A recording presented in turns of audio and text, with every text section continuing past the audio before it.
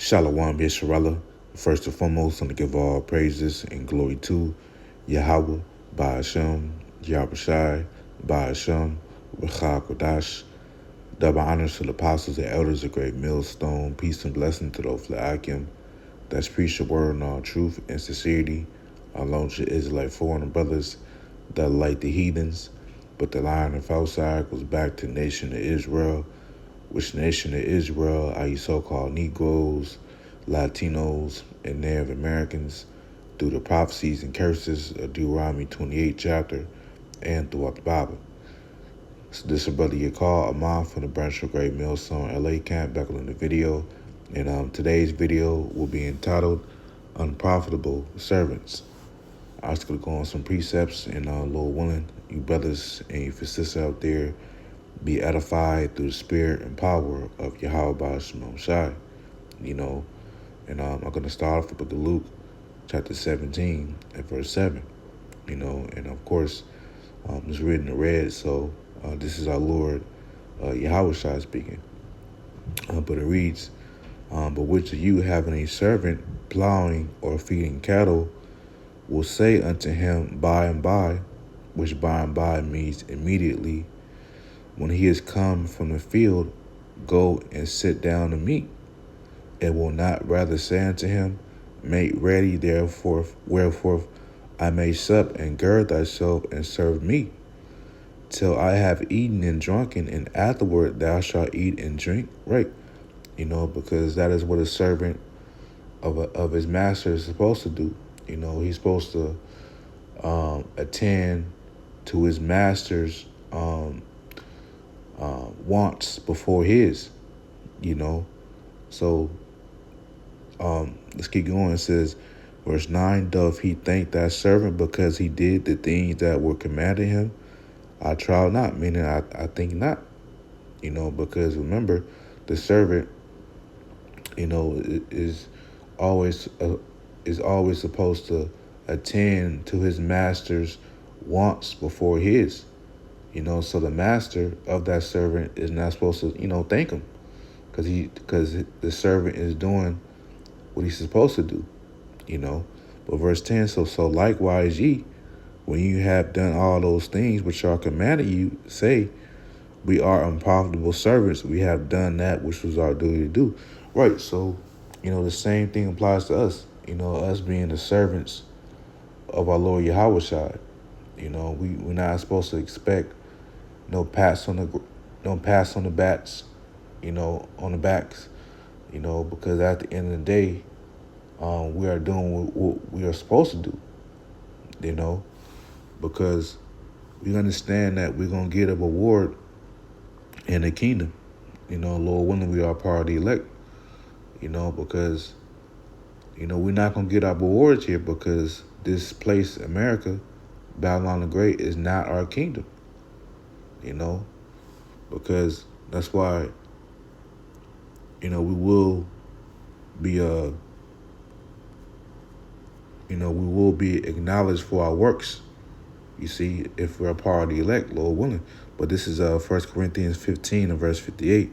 Therefore, my beloved brethren, be ye steadfast, unmovable, always abounding in the work of Yahweh Shai. Right, so, we got to be steadfast, man. And let's just define our word steadfast, And this is, as our apostles taught us, to go into the meaning of words, into the Greek, the Hebrew, of course in English, to get a better understanding of the words of the scriptures, and also it shows, diligence as well, but it was, this blue letter is a tool that, I learned, from the apostles, elders of Great Millstone, and it helps, and sometimes it goes off, but, for the most part, it's on point.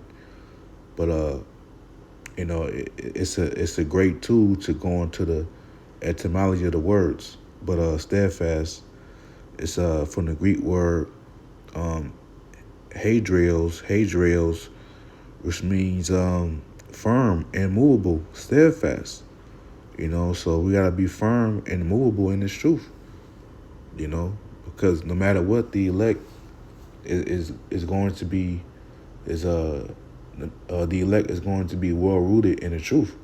It's going to be nothing that's going to persuade them to renounce Yahweh Shemel Shai.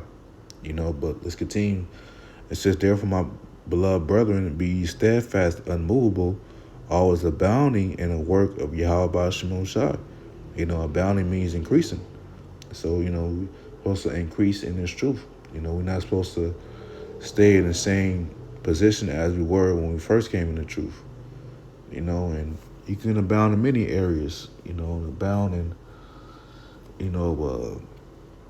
of course, getting more understanding of the scriptures, abounding with, you may add one precept to another, you may abound in your vocabulary, which is not about how we speak, but it's about the power of Yahweh Shemel Shai from the scriptures when we break them down, because it's not about us, but the Lord, the Lord can increase brothers to be more eloquent, to enhance their vocabulary. So that's part of abounding as well. No shade to the brothers that's not eloquent, because hey, it's not about us. It's about Yahweh Shemel Shai. But just going to how different categories where you can abound in. So I said always abounding in the work of the Lord, or abounding in did I say that already? I think I said that. Yeah, abounding and increasing in knowledge of understanding and knowing the prophecies. It says, for as much as you know that your labor is not in vain in the Lord. Yeah, so our labors are not in vain. So the fact that we are unprofitable servants, that doesn't mean that our labors are in vain, though. Because yes, we are doing what we're supposed to do, but that doesn't mean that the Lord is not going to acknowledge our works if we are of the elect, Lord willing, because I meant to look at that word unprofitable too. Forgive me for that. Let's go to back to Luke 17.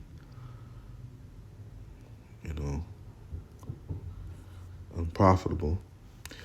It's from the Greek word archaeos. Archaeos. It says useless, good for nothing. Because we're not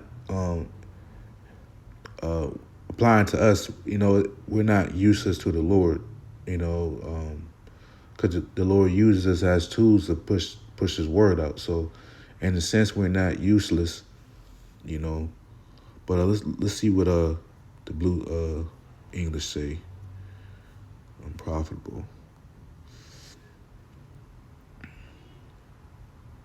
It says of a business or activity not yielding profit or financial gain, of an activity not beneficial or useful. So we don't want to be that in the truth. Not like I was saying, the Lord's prophets are beneficial. Because the Lord uses them to push His word out to warn our people of the destruction of wrath to come.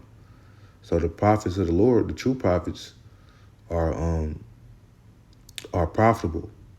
Now, the false prophets, they're unprofitable. And we don't want to be that. We don't want to be a false prophet. So yeah, we are unprofitable service, man, because at the end of the day, we're doing what we're supposed to do. We're not supposed to expect, fame and glory from the Lord's word on this side, because that happens with a lot of men, Israelite men in the faith. They come in this truth and they begin to think that, they see that they got a lot of influence amongst the Akim, and Akim reverence them a lot, and they start to them thoughts start to be thrown in their mind that the truth is about them, and it's not, man. So we gotta take the low, and hey, everything is of Yahweh Shemel Shai, as it says in 2 Corinthians 4 and verse 7. But we have the treasure in earthen vessels, Yeah, this treasure is knowledge that we have, you know, out the Bible, knowing the prophecies, and the earthen vessels are these mortal bodies that we have now. That the excellency of the power may be of Yahweh and not of us. So, yeah, so all the glorification goes to Yahweh Bash Moshiach, not of us. It's not about us, you know, because we're expendables. The Lord can replace us very easily, you know. So, that's where humility is supposed to come in, acknowledging that, hey, the Lord don't need us, man. And at the end of the day, we're supposed to do this. We're not supposed to do this with constraint, but we're supposed to do this willingly. But this is Ecclesiastes 12 and 13. Let us hear the conclusion of the whole matter. Fear Yahweh and keep his commandments, for this is the whole duty of man, right? So, we fear Yahweh Bashim Shai, which that's the beginning of knowledge and understanding. And this is our whole duty as Israelite men,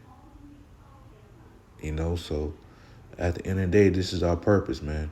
This is our true purpose, and we're not supposed to expect anything more from that, you know, because once you start to expect more from what you're already doing, serving the Lord, that can breed pride, man. And that's why the Lord wants us to be lowly right now. We're gonna be, if we are a part elect, Lord willing, we're gonna be exalted in the kingdom with Yahweh Shai, man. But right now, it's the time to be to be lowly, to be humble, man. You know, so yeah, I just want to make a lesson on that. Lord willing, I was edified, and till next time, Shalom.